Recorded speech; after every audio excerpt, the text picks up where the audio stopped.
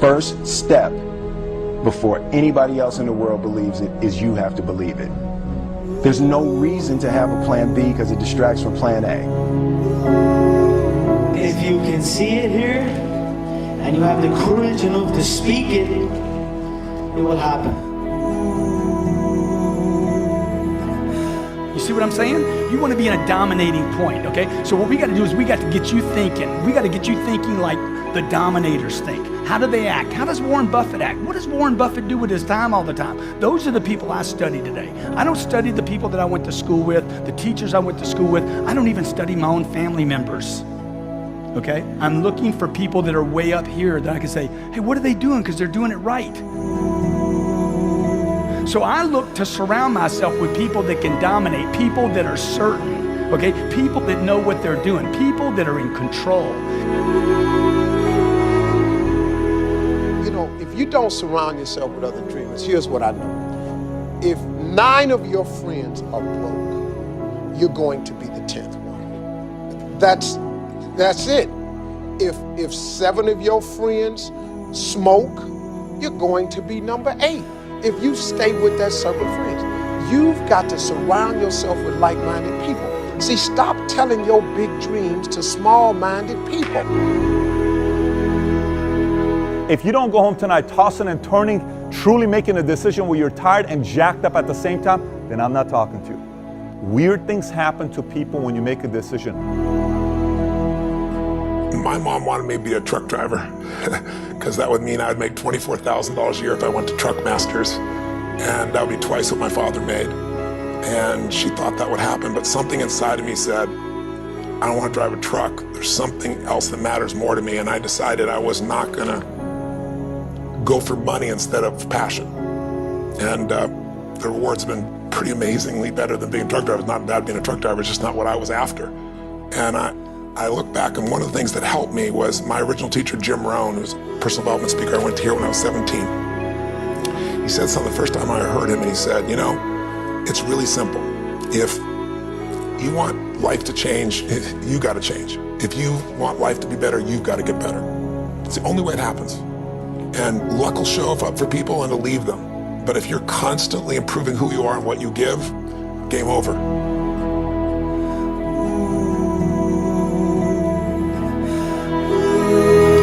So look, if I can do this, you can do this, but it's going to be hard if you don't change your mind. You got to change. You got to change the way you think. And the way to change the way you think, ultimately there's 2 ways, okay? I mean, there's probably 3 or 4 ways, but first of all, the one way is to start discipline yourself. Catch yourself every time you say, I don't have time, say, hey, I create time. Every time you say, I don't have money, I create money. I put the third eye on Einstein's forehead because I respect him as a visionary and a person that can see what doesn't exist in most people's eyes. Most of you guys focus on all of the things that you can see.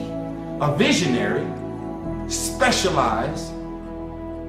Only those who can see the invisible can do the impossible.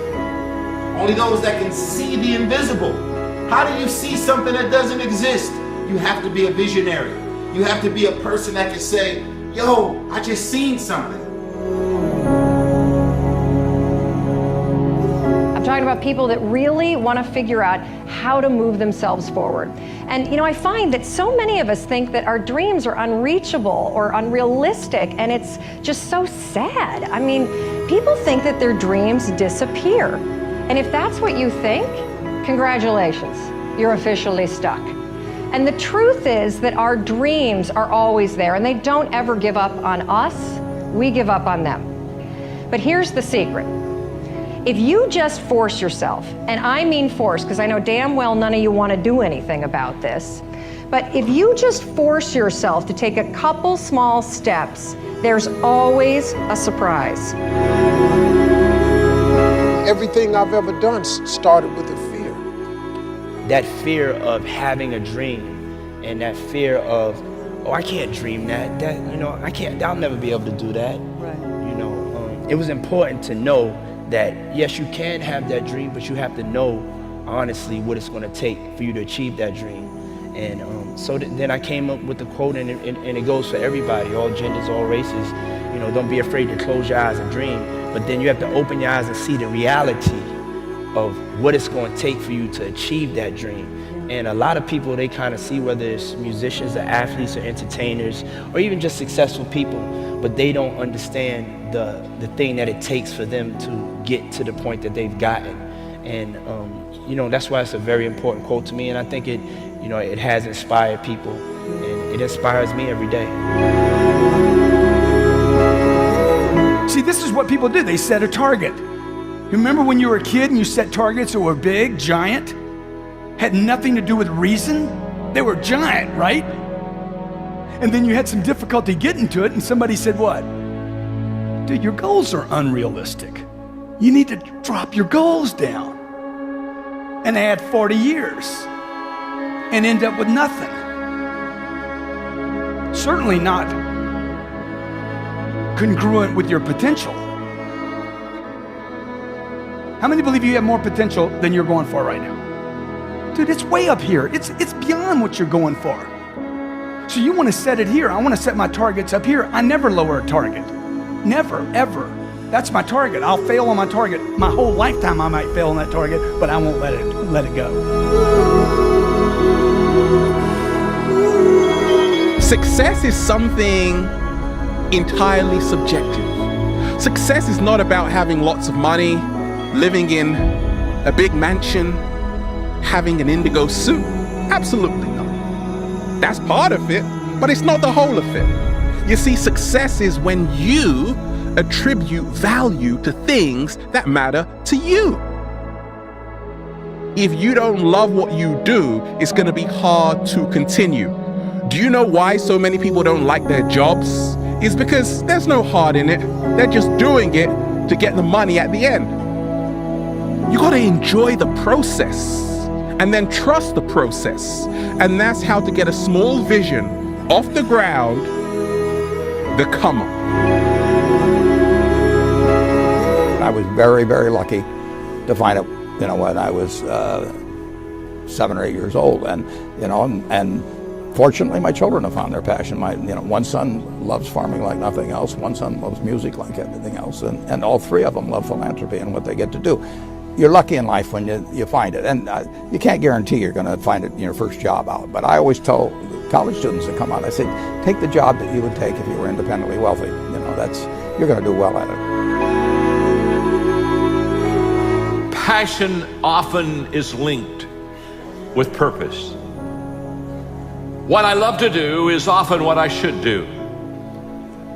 We have been created within us the capacity to have things that we enjoy greatly, and a lot of times there is a definite relationship between what I am in love with and what I should be doing. We are created and wired in such a way that passion and purpose many times comes together, and passion is the great energizer.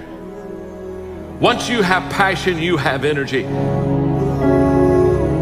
If you got the energy and you go, I don't know where to start, throw a rock, and where that drops, start there. Talk to the next person. Just take massive action and keep changing. If you want to speed up the result, you find someone who's already getting the result you want. They've lost 30 pounds. Do what they did. They have a relationship that's passionate 20 years later. Let's figure out what they're doing. That's the way that you do it. And then the third thing is, if you really know what you want and you're obsessed by it, you got all this energy and drive, and you're taking massive action, you're changing your approach, you're doing what works, the third thing we need is grace. Whatever you move toward, if you move toward success seems to start coming your way. So figure out what you could do to make the move, to begin the early qualifications and then sustain the qualifications, and success is yours and health is yours and all valuable things.